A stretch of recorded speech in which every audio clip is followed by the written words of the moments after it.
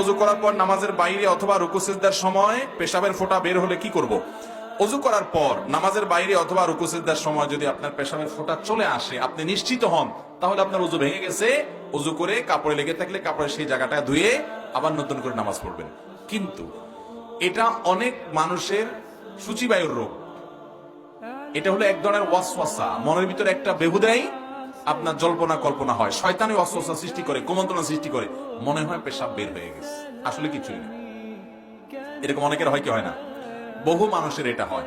কিছু লোক আছে দেখবেন ওযু করতে ওনার 10 মিনিট 15 মিনিট টাইম লাগে, কারণ ওনার সন্দেহ থাকে, মনে হয় শুকায় রয়েছে।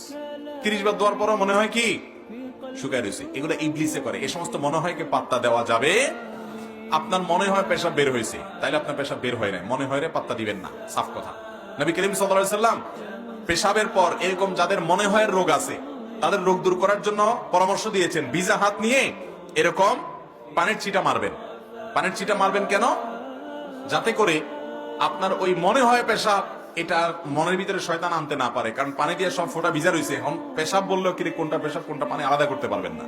এই মনে হয় রোগরে যাতে দূর করতে পারে, যেন শয়তানের ওই মনে হয়, হ্যাঁ আপনি জানেন যে পেশাব ফোঁটা পড়ছে, শরীরে ভিজা লাগছে, আপনি নিশ্চিত, ভিজা না লাগলে অনেক সময় বোঝা যায় হ্যাঁ নিশ্চিত পড়ে গেছে, তাহলে আপনি নামাজ ছেড়ে দিয়ে পবিত্র হয়ে আবার নামাজ পড়বেন এবং পুনরায় ওযু করবেন। এছাড়া ওই মনে হয় ভিত্তিতে কোনো আপনার সন্দেহ করার দরকার নেই।